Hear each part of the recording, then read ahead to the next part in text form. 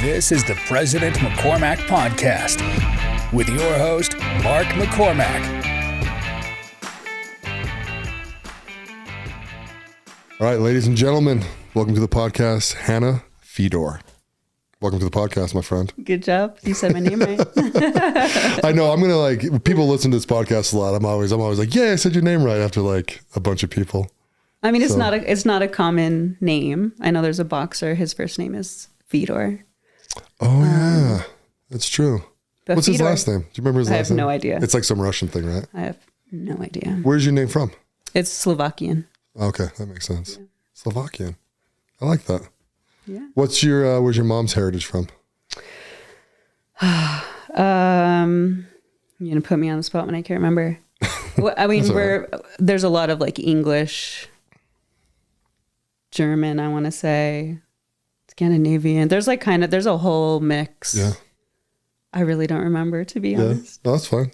You haven't done Ancestry.com, Well, I have. Right? Have you? Oh, yeah, okay. It's been like 5 years since I've looked at the map and I just can't remember. Yeah. So. See, mine is not fun. I did mine. It's literally 98% British. Oh, really? And I'm like, then it's like 0.8% Scandinavian. And then it's like whatever is in like the miscellaneous category. Like we haven't figured it out yet. I was going to guess like Irish or something. Yeah. I've got a little bit of the red going on, but no. Oh, Irish might count in that. It's like Great Britain. And so, but a lot of the Scottish and the Irish kind of like went back and forth. They just commonly hate the English. So did you say they hate the English? They hate the English, yeah. But that's because the English owns them, right? So Northern Ireland and Scotland and Wales and England are all Great Britain, right? Then you have Ireland's kind of off by itself, and then they've been fighting for centuries. And it's history funny. was never my thing.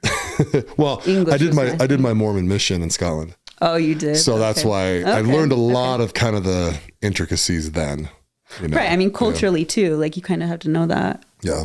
And then my dad, I don't know if you know this, my dad was born in Scotland. So he immigrated here when he was 18. Interesting. Or 19. I think he was 18. So they met my American mom and fell in love, and now they are where they are, and we're here. And here we are on a modern day talk show. Yeah. Yeah, exactly. You just need to grow your mustache in a little bit better and you can be like, Geraldo. Yeah. Oh, I don't know if this can grow that well. So actually the mustache drives me nuts. I have to keep it like this length because if it gets too long, it like gets in your food and stuff. You ever seen those guys that do that? It's crazy. I used to work with somebody actually. Oh man, if I tell this story, it may call him out if he ever watches this. Yeah. He had a pretty thick mustache. And I remember this was at a car dealership. So it was just me and a bunch of dudes. Yeah. But this guy had spaghetti sauce in his mustache and his beard. And it was from the night before, his dinner from the night before. Oh, word. And he was like trying to talk to customers and stuff. It was so bad. So the mustache definitely needs to be kempt and clean. So fun question. Do you like a beard and a mustache on your men? Or do you like them clean shaven? It depends on the person. Does it? Yeah. Well, that makes sense. So you don't care either way, really, as long as it matches them? No, for me, it's like, I mean, attraction is energetics. So, there's a certain like style or vibe. I don't know that I want like a soul patch or, do you know what I mean? Like, or just like a molester stash, like not really my vibe. So I definitely have a preference, but like if the man is hot and I'm attracted to him, chances are he's going to be able to rock whatever facial hair. Yeah. So. Yeah, nice. Yeah. I feel like, tell me what you think. I feel like most men have facial hair now where like when we were younger, I think that many guys had facial hair. I think most people were clean shaven. Do you feel that way or is that just me? I don't know that I was noticing that at a young age. I would say if I think back to like the 70s, mustaches were more the thing than I think beards. Beards made a comeback in the last like 10 years with like all the hipsters and and gin and smoking cigars and stuff. So a fun fact about me is I actually tried out for The Bachelor once.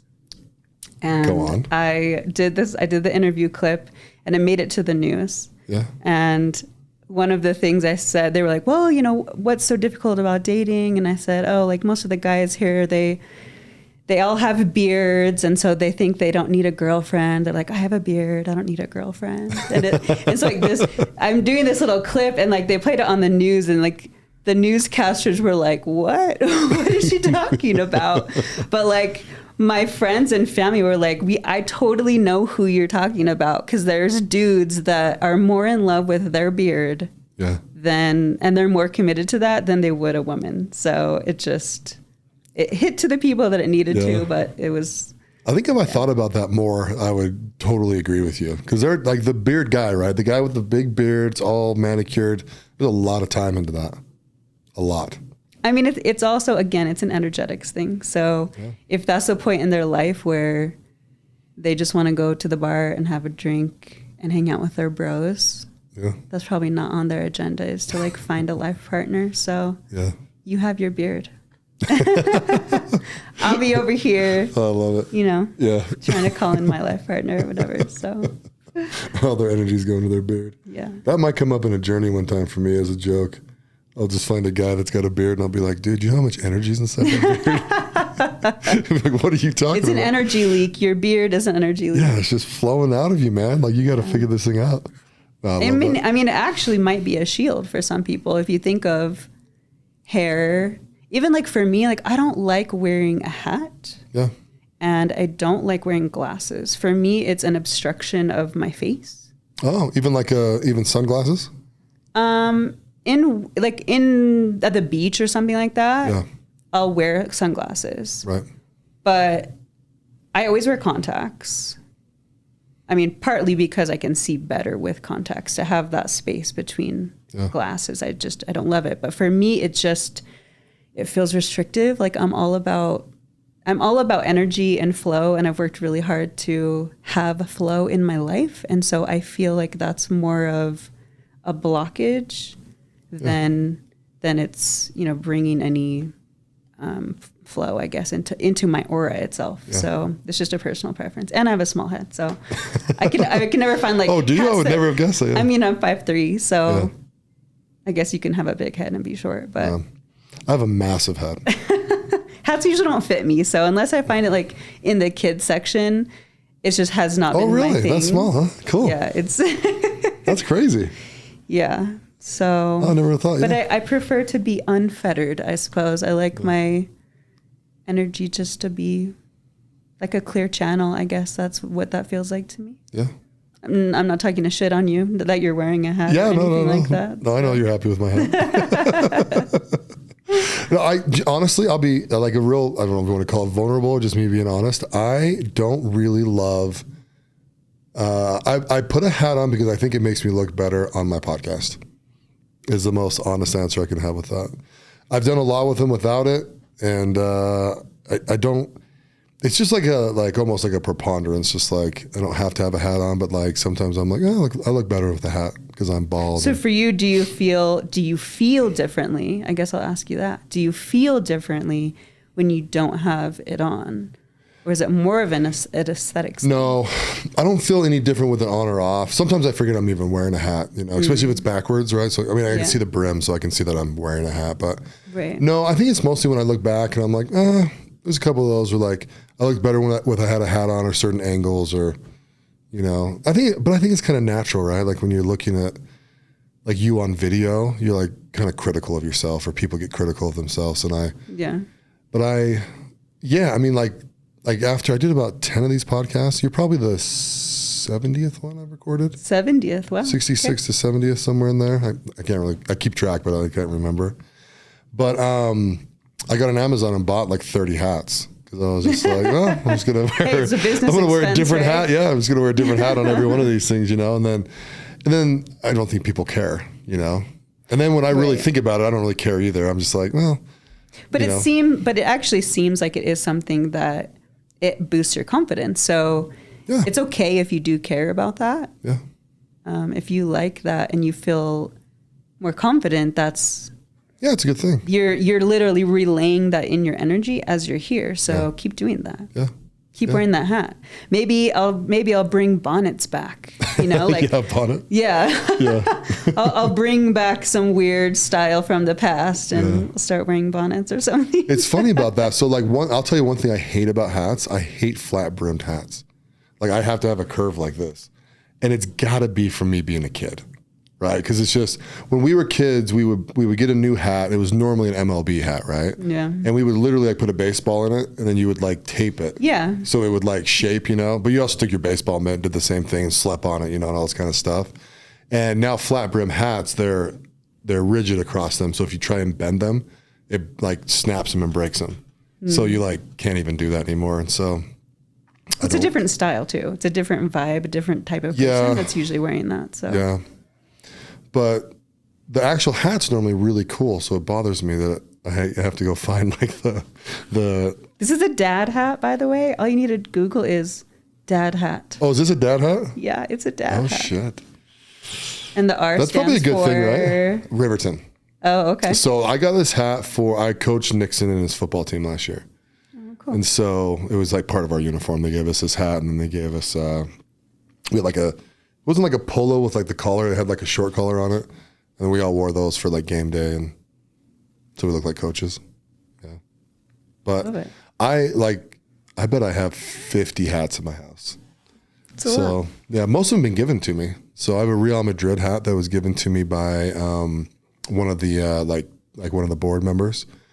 And it was like, it's only for owners basically of the team. And so we traded hats when I met him down in yeah, it was actually really cool. It's like this moment where, it's actually in my truck. I should have wore it to this thing. I never thought we'd be talking about hats, but yeah, I was wearing this hat that said Idaho on it basically because my friend has a brand, and he goes, "Hey, I want to trade you hats," and I was like, "Okay." I mean, he's from Spain, right?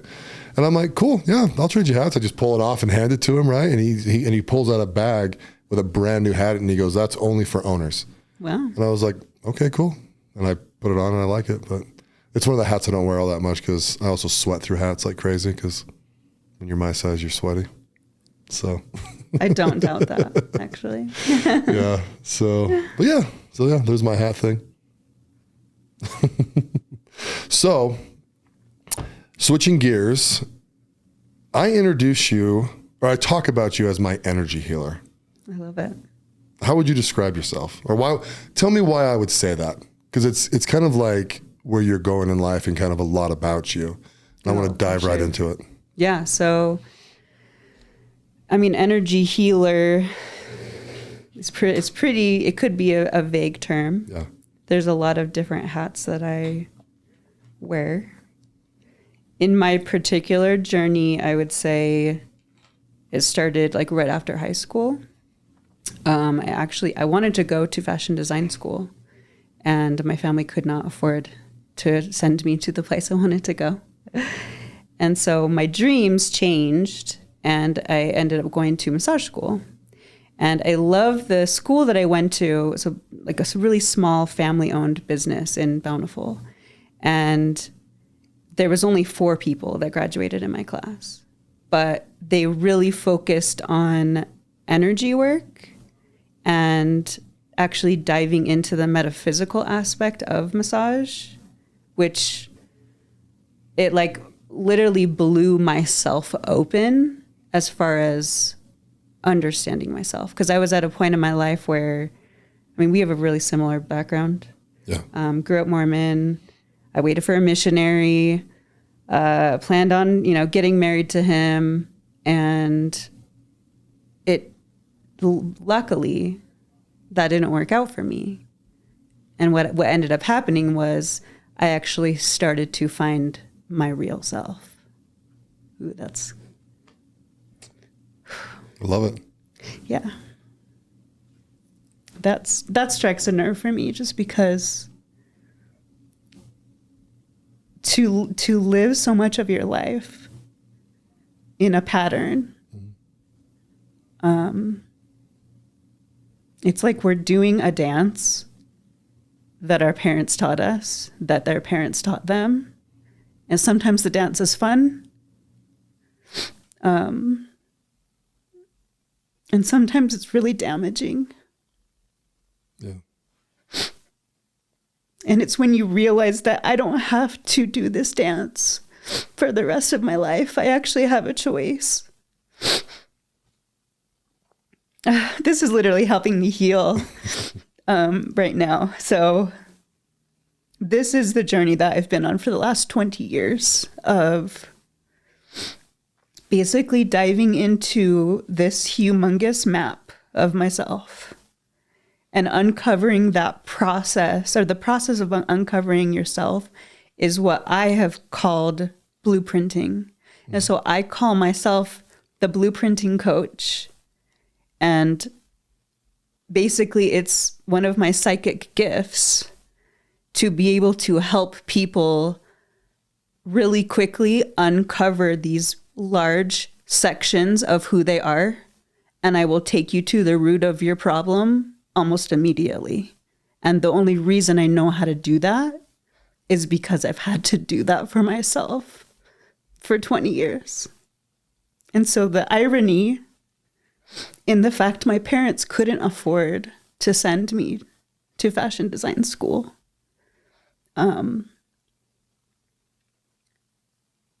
the price that I paid for that was 20 years of healing. Yeah. But it's actually brought me to a place now where I can help other people find who they really are and start deconstructing the pattern and the dance. I mean, I refer to your body as a home because that's literally what it is. Yeah. And so you can change your blueprint. You have to remodel the home. And the big part of it is you have to first understand what material are you working with? Like, do you have a faulty foundation? Do you have mold and asbestos in your walls? Do you have anxiety? Like, do you have a fear of abandonment? Is there, the lights are out in your house. You've had trauma. Like, people do not live in their body because it's not a safe place to stay. Or like a lot of people, they're sometimes in their body, but their electrical, like their nervous system is not plugged in all the way. And so there's always this like element of self-abandonment. Yeah. And so I've had just these really amazing breakthroughs specifically for the last couple of years where I have felt these huge sections of my own healing journey come into view. It's like a never-ending multi-million piece puzzle. And the pieces are kind of always changing. But when you fit a whole section and you're able to look at it for what it is, and then understand how it's affected you, and know that you have the power to say, I either want to keep this or I literally want to tear this apart and start over. And so it's a very amazing process and it's very painful. And I think that's why most people don't heal. Yeah. Is because it's so painful when it happens to you that you would rather just box it up and keep it inside. But to actually choose to release it, you have to feel it on its way out. Yeah. And like you and I have such a similar story. And one of the breakthroughs I had this last year was to see that we literally are all mirrors and we attract what we are. So as I look around at all the people in my life, I am surrounded by people that are also breaking really negative generational cycles. And you are one of those people. Yeah. And so I'm honored to be your energy healer, to take you deeper into yourself. And like the amazing thing is that you have already done so much work on your own. I think the last time we had a session, 80% is what I was saying. Like you've already remodeled like 80% of your blueprint on your own. And then there's about 20% that it's more difficult for you to go into. I think it's more painful. And so that's kind of my forte is I try to create the safest container built on trust and respect, but also efficiency. Like, the thing is, you came to me just for a massage, which for me, I look at just doing massage, or like I also do energy readings. I look at those as like a layer one, a level one. It's almost like a diagnostic. And so I'm fine to just go into that top layer. It's similar to like if you had a leaky sink and you're like calling a plumber and you're saying, okay, I've got this sink that's leaking. More often than not, while I'm in there working on your leaky sink, as I'm saying this, I'm like, maybe this is not the best analogy. Oh, you're good. You're good. I'll just still roll with it. Yeah. The leaky sink, whatever that is, a lot of times is something deeper. Yeah. You know, it's like, oh wow, you've got you have a galvanized pipe here in the wall, and you have some electrical wires that, you know, are messing this up. While I'm here, do you just want to fix this? Right. So like, that's kind of what has happened. I feel like in our sessions is you initially came to me just to get a massage because your back hurt. Yeah. But we didn't talk about like just the pain in your back, did we? No. We went way deeper into the emotional element, and then even deeper into the actual blueprint of yourself and your family dynamic and how that has affected you growing up. And once you start to look at the actual pattern of that, and you see that like, okay, this is actually part of the foundation of my home. This is the basement of my home, of my body, of my house. And I never go down there because it's so uncomfortable and that it's just taking up space. And so I know we haven't actually done this session yet. Yeah. It would probably be the next. That's the next. Probably step. Be the next one I do with you if you're open to it. Is basically, it's clearing out that room and actually just turning the lights on. That way, you're comfortable to literally drop all the way in your body and stay there and rebuild that trust with yourself, which I know you've already been doing. It's like one of your homework exercises that I gave you the very first time that we saw each other. Yeah. But naturally, if your home has electricity and the lights are on and it's a warm place to be, you don't have to go through all of your trauma all at once. But you're also not dreading it now either because you feel comfortable in your home, in your body. And so it now becomes a gradual process that's like, oh yeah, I can go through the boxes in this part of myself and unpack this naturally. And I honestly think that is the biggest reason why therapy, like traditional therapy, is missing the mark. They will take you into a specific place in your life and they'll say, let's go through these boxes.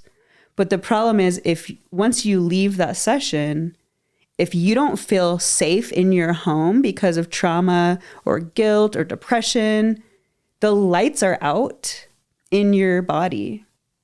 So that is now how you've been functioning through life. And so I honestly think the root of all healing is bringing people back into their body. So part of that is, we need to clear out some of the trauma, the initial trauma. If there's, some skeletons in your closet that you're already ready to let go of and you're aware of, like they'll just leave. The second you turn the lights on, they'll leave. But bringing you into your body and then repairing trust with yourself on a daily basis. And I would love for you to talk about what that has been like for you, because you took it a step further and created this counsel for yourself. But really the point of the exercise is to emotionally connect with yourself every day. Even if it's just for 5 minutes. You need to check in with like your scared inner child that has been in this house, your body alone without you. You've been checked out and it literally is like, are you coming back? Right. No, it's, yeah, we'll definitely, one thing that's interesting that you brought up, like traditional therapy. I've kind of been an anti-therapy guy for a long time because I feel like it never helps anybody. I totally get it. They get stuck on these like 20-year plans where it's like, I don't know. It's hard to explain, right? They go in these sessions and they talk and they talk and they talk and they talk and they talk, but there's nothing that ever really happens to it. And I know the way that I was raised, when you talk about energy healing or you talk about, chakras or getting into like different parts of your body, like you're talking about, there's such a block and a wall where like people just go, oh, that's just hippie shit, know? And I'll even joke about it. I'm sure you've heard me say it, right? I'm like, I've never thought I'd be into this hippie shit like I am now. You know what I'm saying, right? And I say that affectionately, but it's also, it's interesting to actually go through some sessions with you or like go through like deep meditation or breath work my first time I did breath work, I was just like, what the hell am I doing? I'm just like hyperventilating, right? But what I think people are really missing, and I think this is why mental health is such a problem in our society, is if you feel sad or depressed and you go talk to a traditional doctor or therapist, they prescribe you something. Yeah. Right? Then you're drugged. You're comatose. And everything inside your body, this temple, this thing that we need to take care of, is just numbed out. And so that's what you project out in the world. And that's how you show up in the world, as a numbed out. Right. You're still not home. That's the problem, is that I honestly believe the root of all healing is trust with yourself. Yeah. Because if you trust yourself, you honestly can do anything. Oh, absolutely. And that, I think, is, you kind of hit it right there. When you go to a doctor, they usually don't ask you like, so what's been going on in your life? How are you feeling emotionally? The good ones do, but they still they're not getting to the root. And that's honestly why my approach to healing, I'm confident that I can help people heal from generational cycles quickly.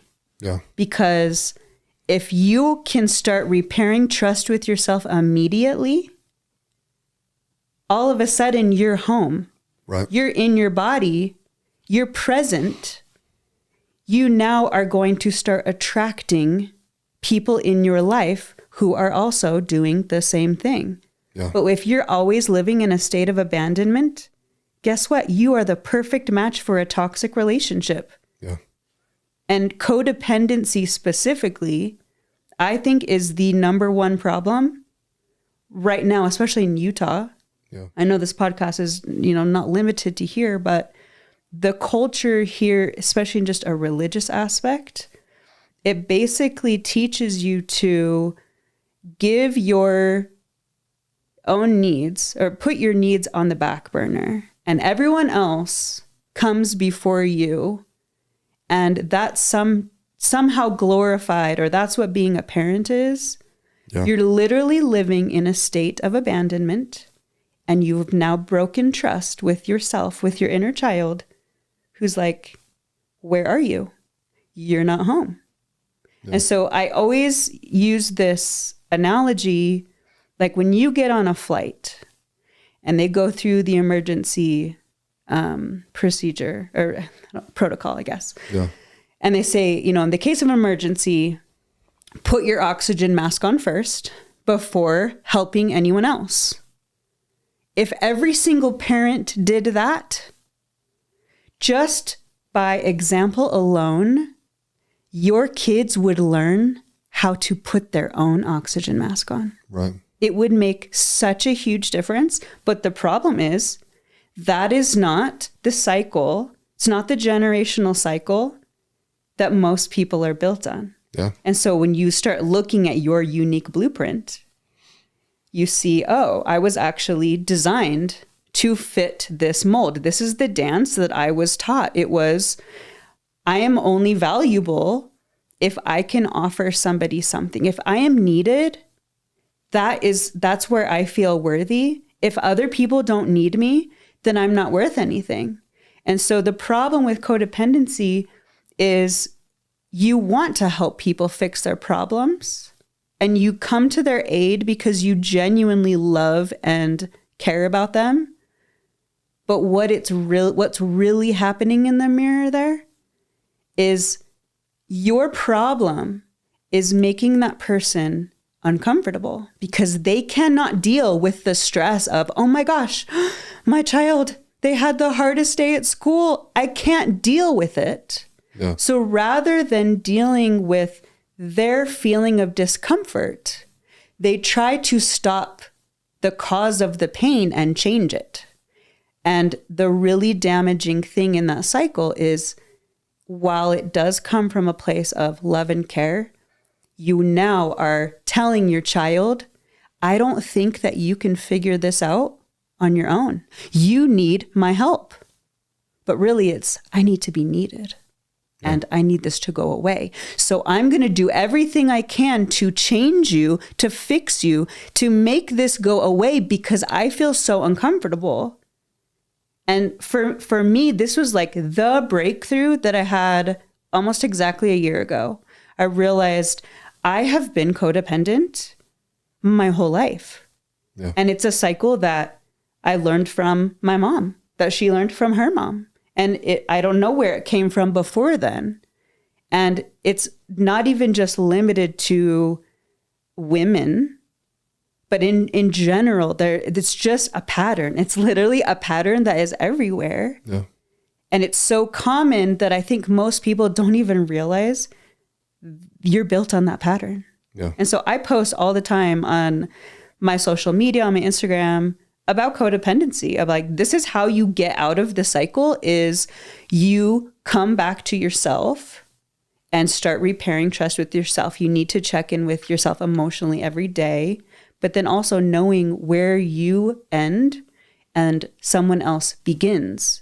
Because what happens is you create self-doubt, you create anxiety, you create depression, low self-worth, low confidence. That's literally what you are doing to that person. You're trying to change and fix and help, all in the name of love, in the name of parenthood.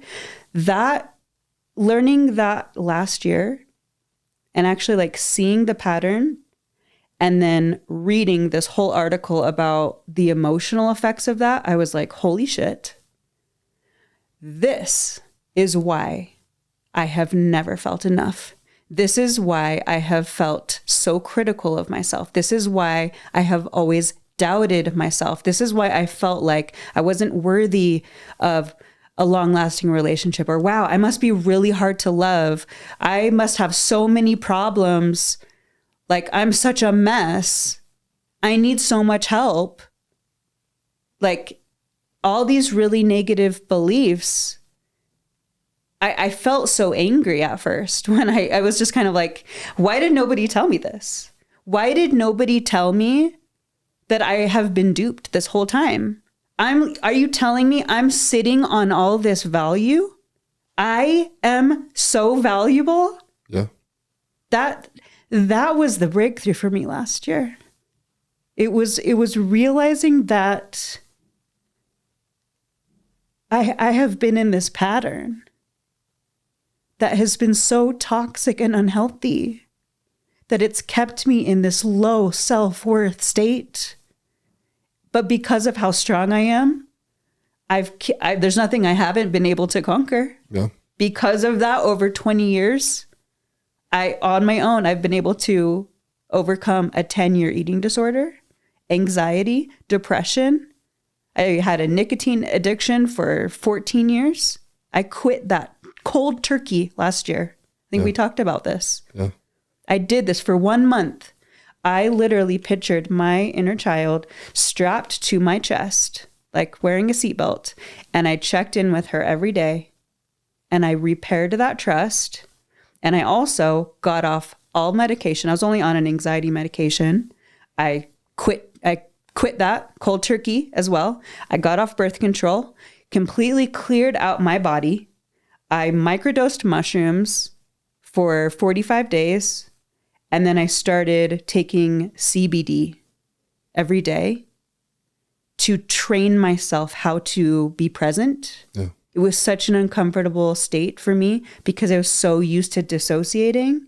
So I actually had to like train myself to deal with the CBD. For me, it just feels like getting high, like smoking weed. I've never liked that because it continually would bring me back to the present moment, right, where it almost felt like my mind was this broken record.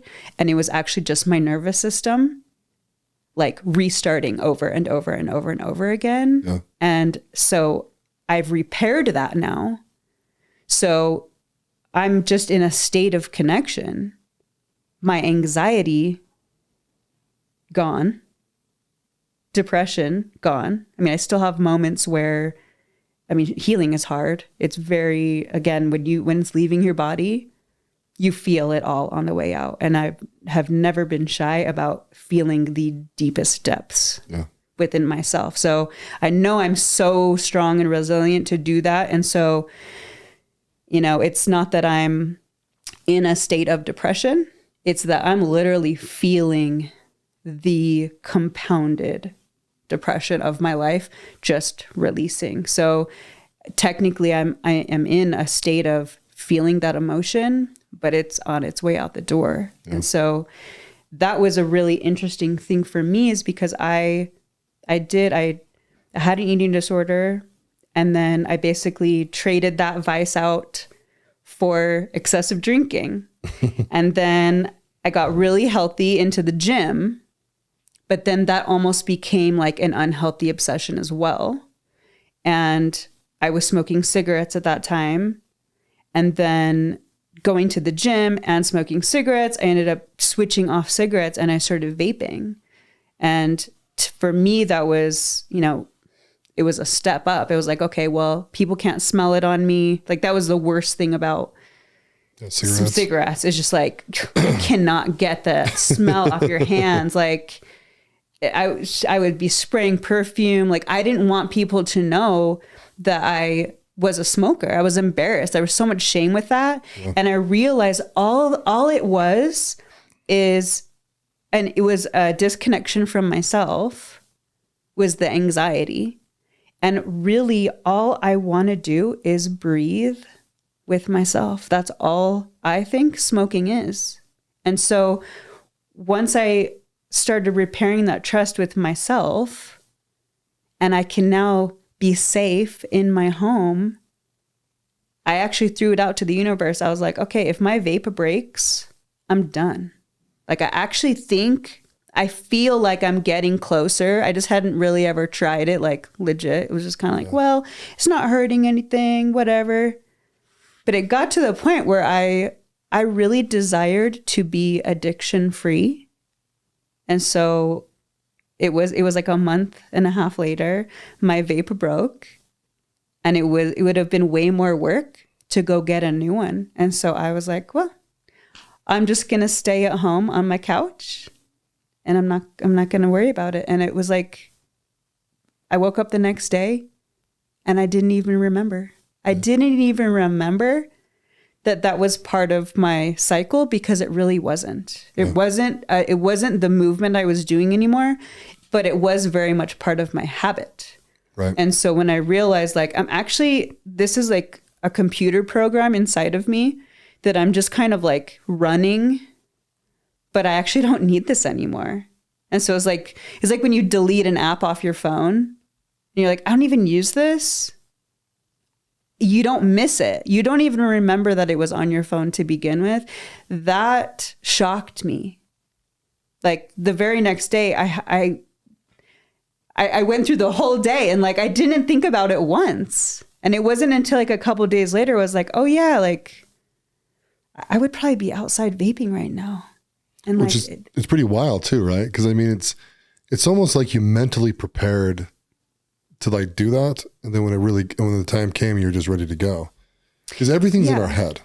Right. I mean, the thing is, the power of your mind, our whole life is literally a projection of what is happening in our mind. But your mind is obviously a part of your spirit, which is connected to your body. Yeah. So the elements you can either try to move the pieces together. And I feel like that's what I did. And I guess that's why the whole healing approach that I have, it is mind, body, spirit.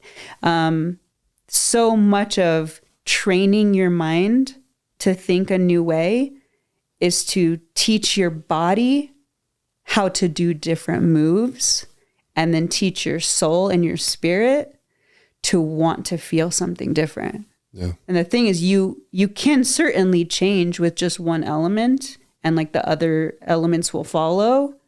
But when you're doing all those things, it's like choreography, literally.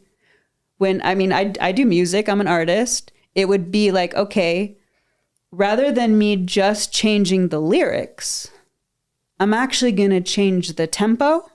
I'm going to change the melody, and I'm going to change the whole vibe of the song.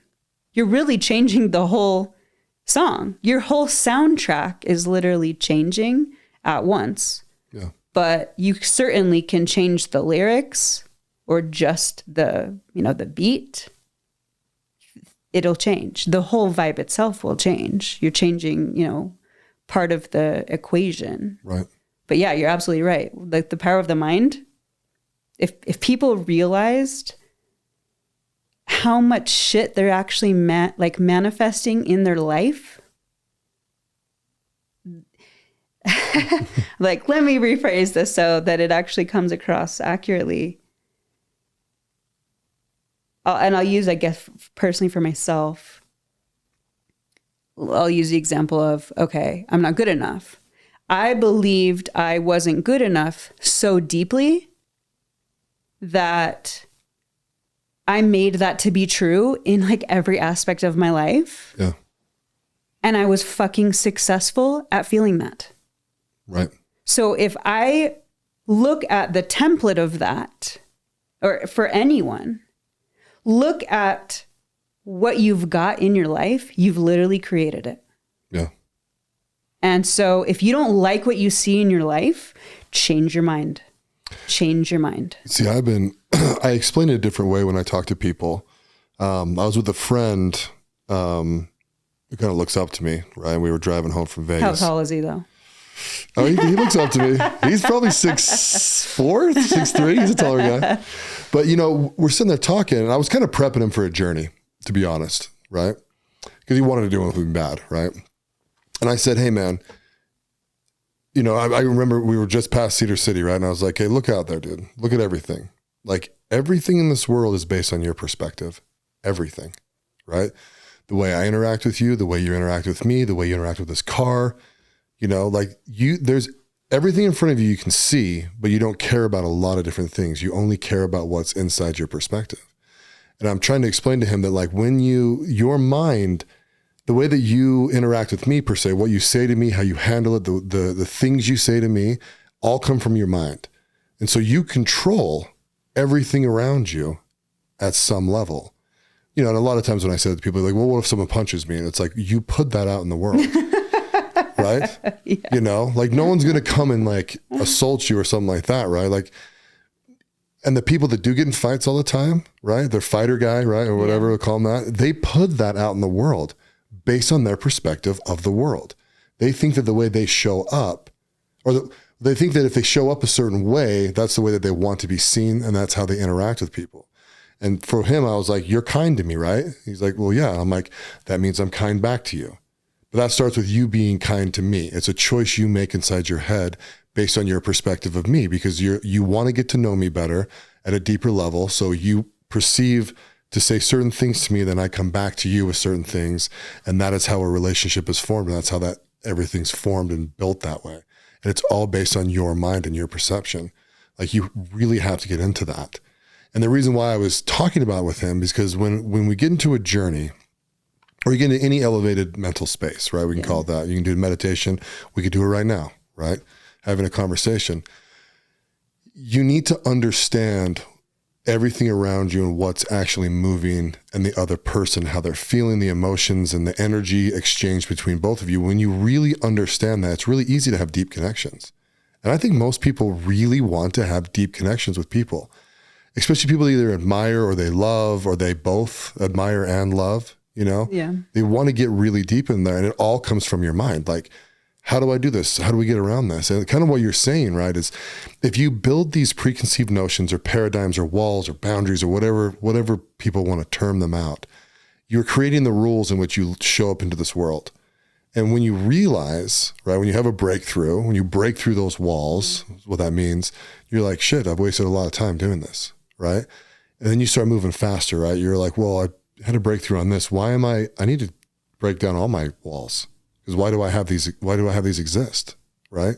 Yeah. And I feel like it's really easy to do that externally.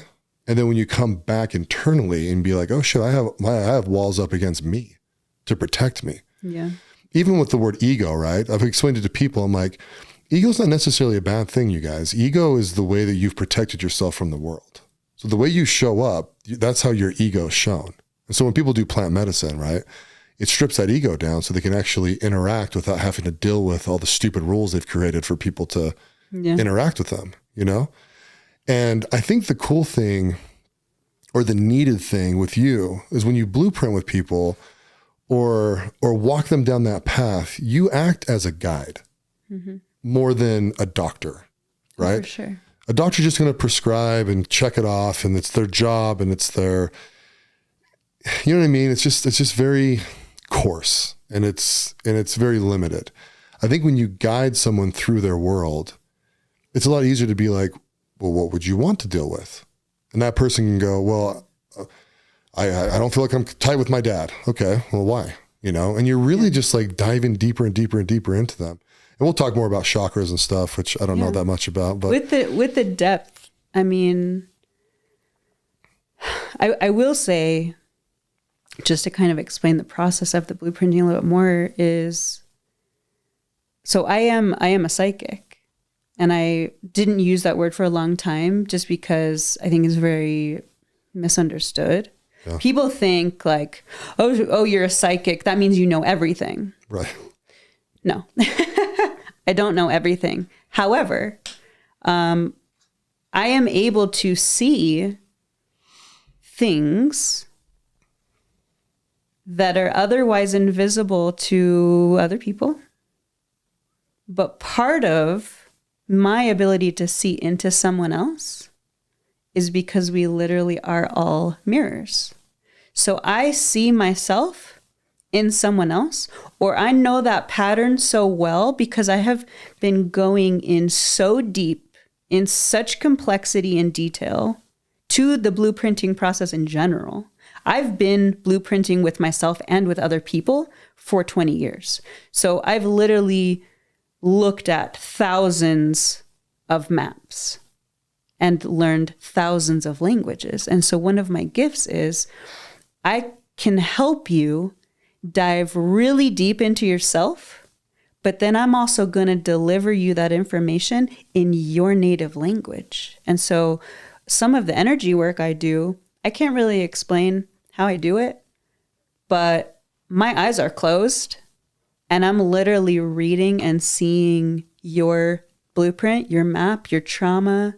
I'm looking at it all and I'm bringing things to the surface really quickly. And that's why once you find the root, healing starts happening almost immediately because you've actually, again, you've brought the person into themselves a little deeper. You've tightened that connection even more. The nervous system has now been activated. They're starting to have a conversation with themselves. The thing is, I'm not the one healing you. You still have to do the work.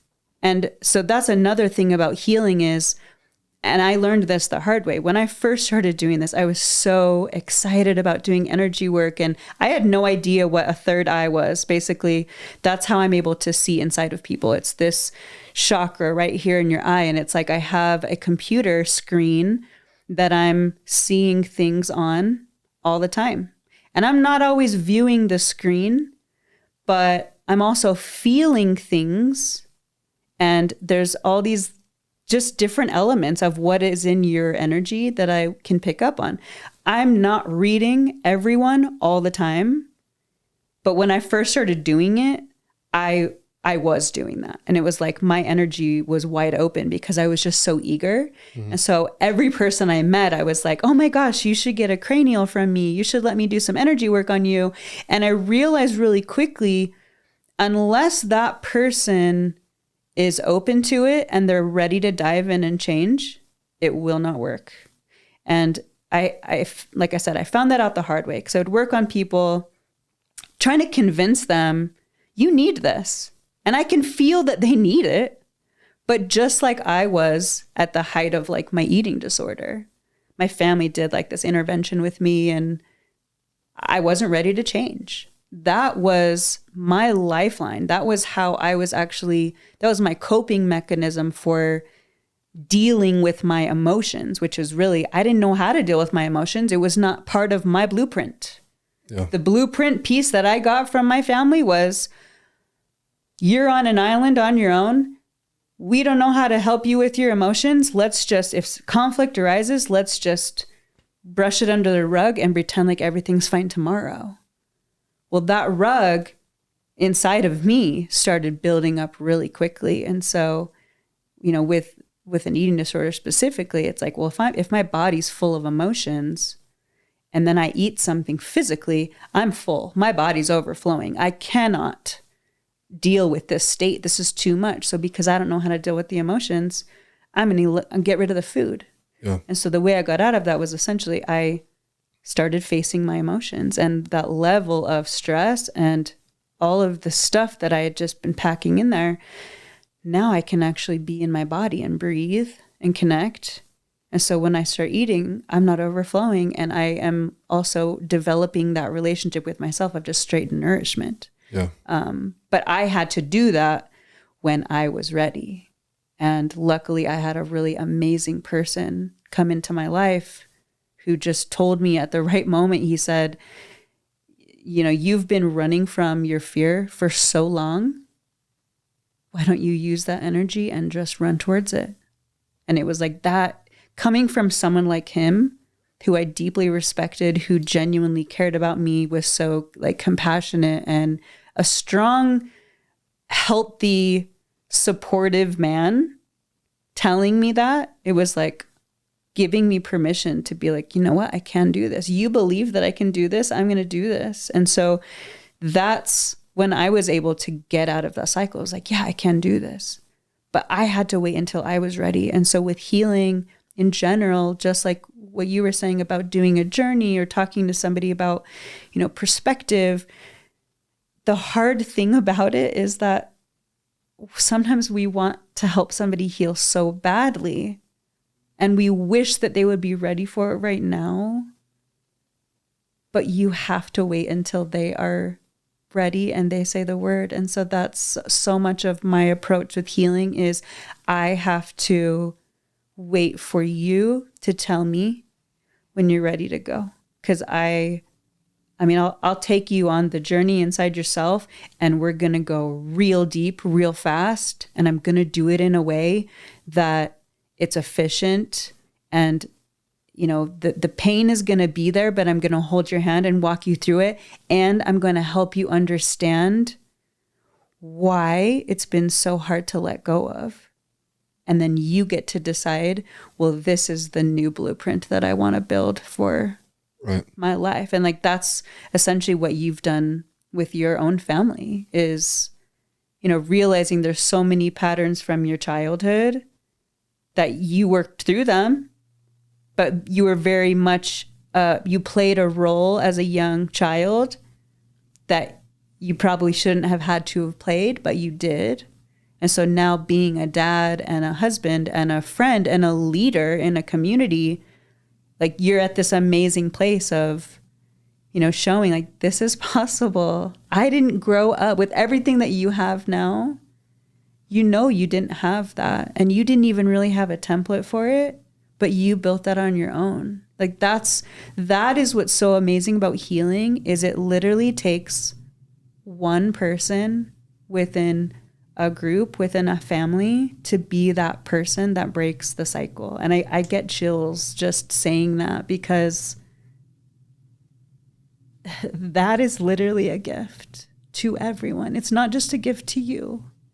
When you heal a generational cycle, you heal it for yourself, but you actually flip that mirror backwards to your own parents, so that if they are willing to dive in, they can heal it for their parents who have probably passed on.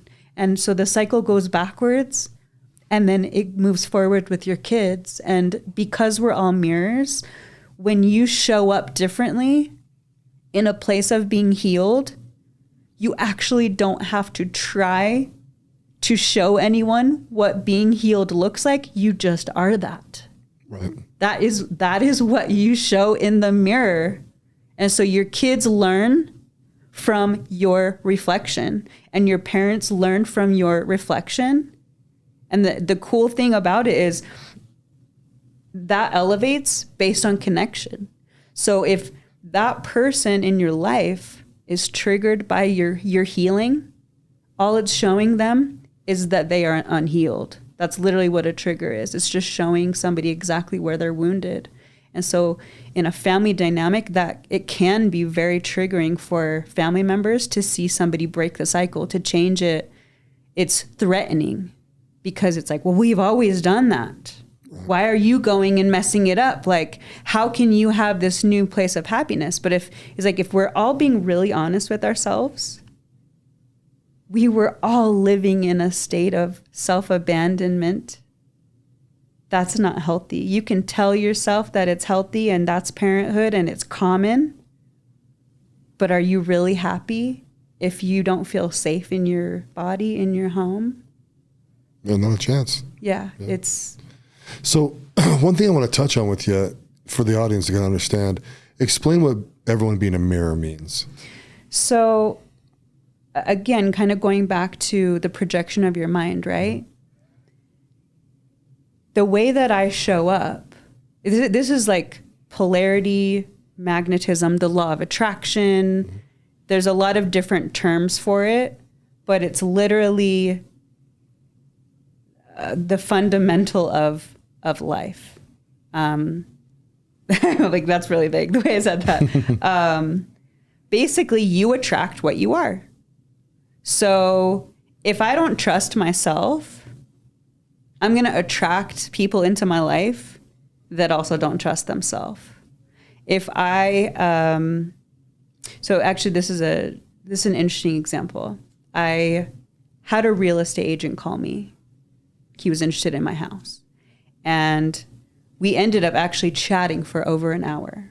I ended up doing this energy reading with him over the phone. I don't know this person, but we connected like instantly. Yeah. And what he told me was, I was explaining this concept to him. I said, well, you have to understand that the energy that you are is what you're a perfect match for. So if you think of that as like a radio station or a channel, if you're living in this channel, you're gonna be on the same wavelength as everybody else who's also riding that wave. Yeah. And so his story was of loss and death. He had lost his partner and he was grieving, and he had been in that state for years, and he didn't understand why. He kept attracting real estate clients who had also dealt with the loss of partners or close family members and were still living in grief. And so I explained that to him. I said, part of the reason why you're attracting these people is because that's the energy that you're living in. So, while it's admirable to want to help these people, you're actually missing the opportunity to deal with your own grief. But it's showing up for you in the mirror of you meeting other people. It's literally showing you who you are. You are attracting these people that are showing you are living in grief and loss. Right. And so instead of coming back to center and him trying to heal that, I do feel that he was living in a codependent type of dynamic, and his wife was as well. And so, he was trying to be so supportive and help those people. But that was kind of the question that I posed for him was, what are you doing on a daily basis to actually address your own grief? And he was like, oh, well, that's a pretty big question. I guess I haven't really been there for myself. And I'm like, yeah, surprise. Right. That's the mirror. And so it is actually like so literal. And that's why I say for people, if you're wanting to make a change in your life and you don't understand, like, if you're confused about who you're showing up as, look at who and what is in your life, and what you like about it and what you don't like about it. I think there's a clip of Joe Espinoza, and he says, if you think about your perfect partner, how do you attract your perfect partner? You write down a list of all the qualities that you want in a perfect partner, and you become that. Yeah. So now, as you show up for yourself in total trust and total honesty and compassion and strength and motivation and reliability and passion, that's exactly what I'm going to attract in my friendships, in my romantic relationships, because that's what I am. And so you'll notice people cycle out of your life that you're no longer a mirror to. And I experienced this recently. I have a group of friends. I love them. But a lot of their activities, they just want to drink. To me, that is self-abandonment. Yeah. It's you disconnecting from yourself and not being home. Yeah. I have worked really hard to repair trust with myself. I like being home. I like being with myself. So while I can certainly go and spend time with them, it's actually not an energetic match for me. Yeah. I am so repelled by that energy. It's not even the same channel. And so people will cycle out of your life, and when you can start looking at it from just an energetic standpoint, it actually makes it a lot easier to take it less personally. Because when you realize it's actually just out of change. And so that's what happens with couples. When you have, let's say, two people who are self-abandoning, and maybe they're living in addiction, and you have one person who decides, you know what, I want to get out of this, and I'm going to start going to the gym, and I'm going to start eating better.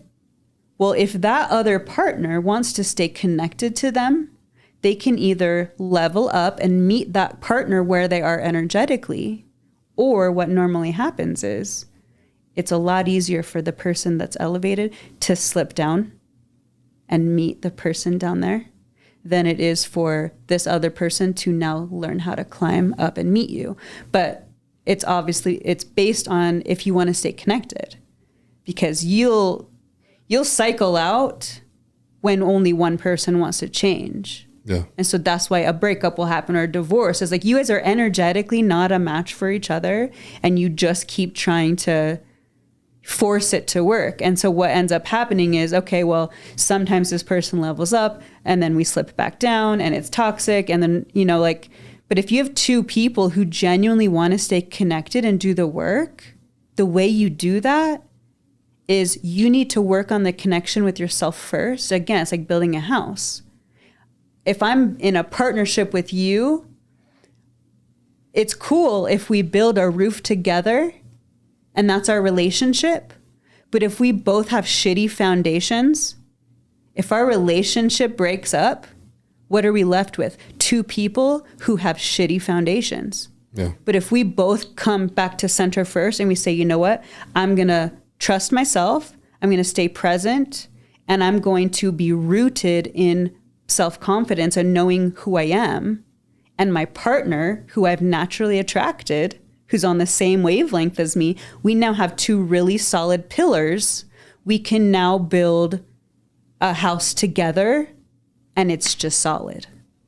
Right. That's the difference. So it literally all comes back to trust with yourself, right, and just repairing that. And you can do that as quickly as 5 minutes a day. Check in with yourself and just ask, how am I doing? What do I need? Yeah. When you do that every day, that's how you repair trust. Yeah. And one more thing too is kind of going towards the inner child. It's funny because inner child's almost like a buzzword these days, Totally. But it it can be a real thing. And it's funny with me because you alluded to it earlier, right? I don't actually talk to my inner child. I know.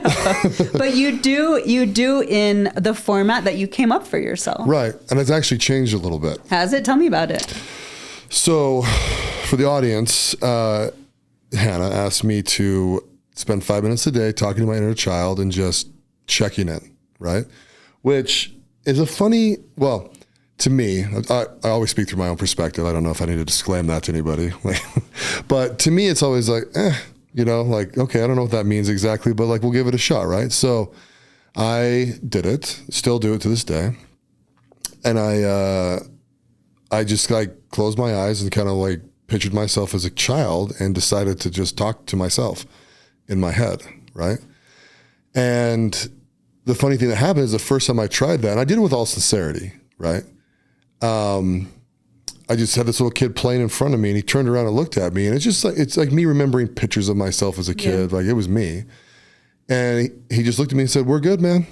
Nothing here." And I was like, oh, okay. Like kind of weird that I'm in that headspace.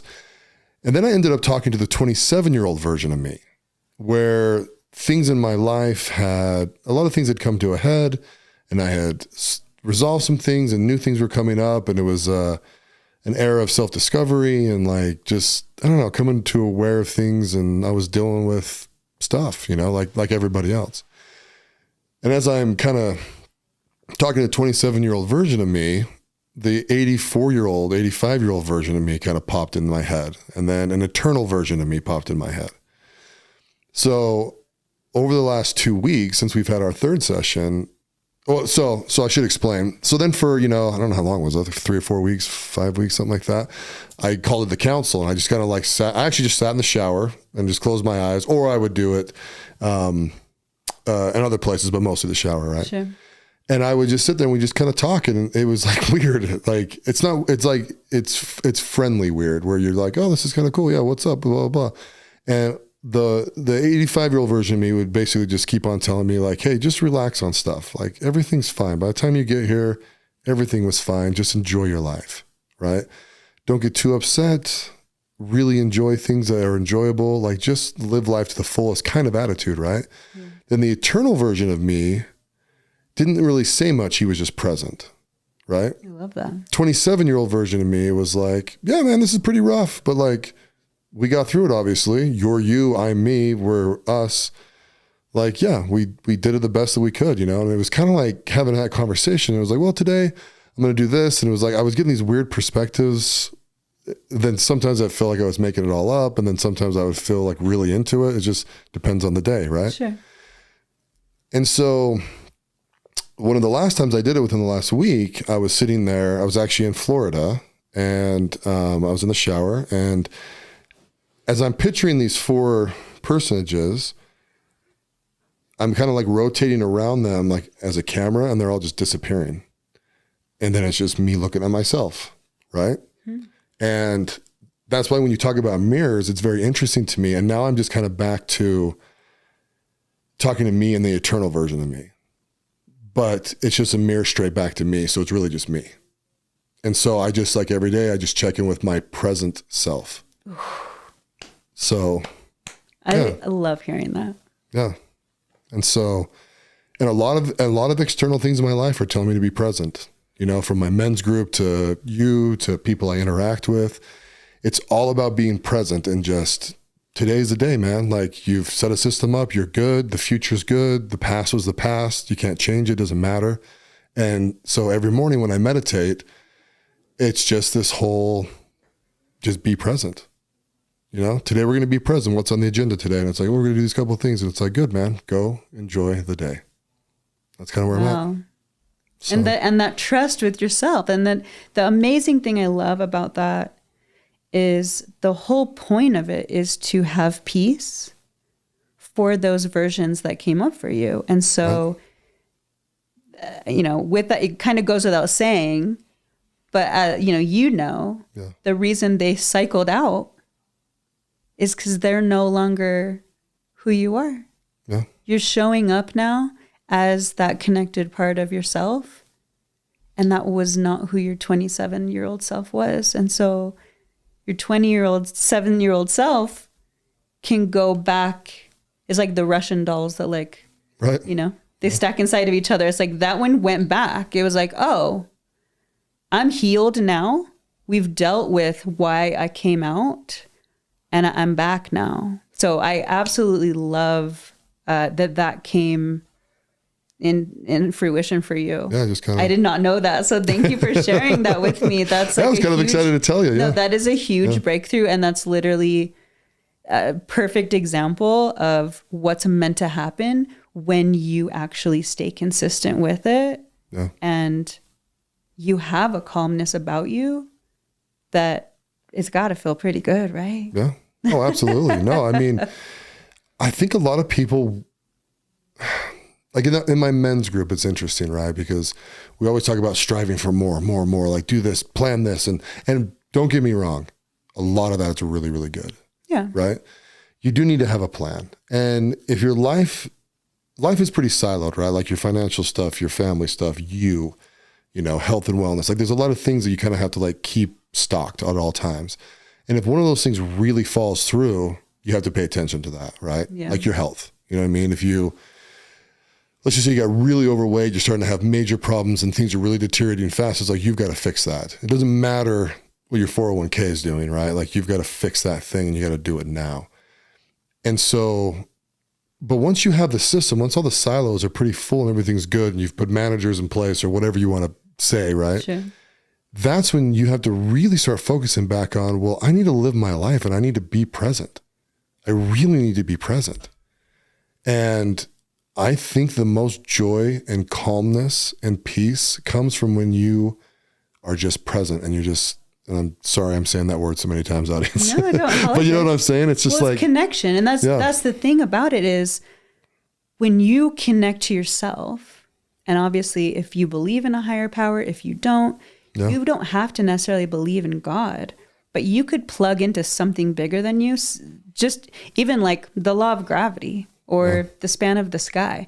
You can plug into that, but you are essentially connected to everything as a resource. We are all resources and we could be endless abundance, but that's not how most people see themselves. They see themselves as separate because they're not even connected to themselves. Right. But that's the thing is when you come back and are connected to yourself and you plug into everything around you, that's when shit starts to flow. That's when money and time and energy and what you want, you are that frequency. Yeah. You don't have to try to be it. You literally are it. Well, then you can take in all the stuff that you project, right? Or you attract. You know, and then you can, because sometimes you attract things and you almost feel like unworthy that you have it, you know? Right, which is obviously like something you have to train your mind to believe as well. But again, it's only a limitation of the mind. So it's knowing what you want. And also I think that's an interesting thing to bring up is a lot of people do focus on what they don't want, thinking that it doesn't matter. Yeah. And I'll use the example of, for somebody that says, I just don't want to be depressed anymore. Well, if you know the structure of basic English, what's the noun there? Depressed. Right. The focus of that sentence, I don't want to be depressed. So that statement is not the same as I want to be happy. Happy is now the focus. Yeah. So again, if your focus is on that, that's literally what you're speaking to. But if you're focused on, I don't want to be depressed, you're really close to depressed. So it's a matter of switching on it's part of your blueprint too, because if you are designed to live in scarcity, which is focusing on what you don't have, this is literally something I'm building on my own. This is a cycle of my family. I'm getting out up on my own, training myself how to reframe my thoughts and what I focus on and what I feel worthy of. But when you start focusing on what you want, you're no longer living in fear and you are just naturally bringing those things in. But you're right. Like it does matter If you feel like you're unworthy or not worthy, that's actually a part of the flow. You're blocking that within yourself. You're actually blocking the flow when you're saying, oh, well, my needs don't matter, or that's too much. I can't ask for that. But again, if you are connected to yourself and a higher power, which is ultimately all resources, you know that you're all one and the same. Yeah. So you are money, you are time, you are energy. People pay you for your perspective. They pay to spend time with you. They spend time, to experience your love. We're all spending something, but receiving is definitely part of it too. And that's also just a pattern that it's about the worthiness. For a lot of women, I think a lot of women really, it's not limited to women, but I know a lot of women really struggle with that, specifically because codependency is all about everyone else's needs first, my needs last, or not at all. And so you see women who, they don't have very fulfilling sex lives. They are scared of being intimate with their partner. They don't know how to ask for what they need. They don't know how to, expect more from a job, or, oh, I could never ask to have a car like that. Like, it's the worthiness. If you don't feel worthy, you won't be. Yeah. You'll literally block those things, but it really all it takes is just you to make the decision. Yeah, I'm worthy. And sometimes to be able to get to that place, obviously you have to figure out, okay, why, whose piece or whose form am I taking to think this about myself? And then, do I want to let this go? Yeah. Right. Yeah. So at the end of this podcast, how do people get a hold of you when they need a guide? So MeSoulHappy is my business name. Right now they can find me on Instagram and Facebook. And then Hannah Fedor is my name. Right. It's nice to meet you. Really funny. H Fulio is my personal Instagram, and that's, I really am my brand. And so, well, of course we'll link all this stuff when we put the episode out. And so, but I would really, I'm not to sound salesy or anything like that, but I think the people that listen to this, if they're really resonating with what we're talking about, like it's time to reach out, like that's the universe telling you. And I think, just DM you on Instagram, right?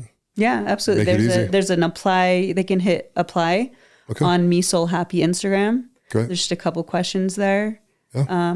But again, it's all based on if that person wants it. If you're ready to dive deep and ready to commit to yourself, I'm definitely the person to take you there. Absolutely. So we'll go deep fast. Well, my friend, honestly, thank you for being my little guide, my little journey. You're so welcome. And I honestly my heart is so grateful to you and your energy, because you, again, we came into each other's life at the exact moment when you needed what I was and I needed what you were. And so you have helped me repair the masculine wound in my life and find some healthier pieces. And so you've very much been like a model for me rebuilding my own blueprint. So thank you. Oh, geez. Thank you very much. Yeah. I'm glad. Awesome. Thank you. Thank you, Mark. Thanks for listening to the President McCormack Podcast, brought to you by McCormack Foundation, Saxton Fund, ADP Lemco, and Professional Floor Systems. Make sure you subscribe to the podcast and keep up with Mark on Instagram at President McCormack.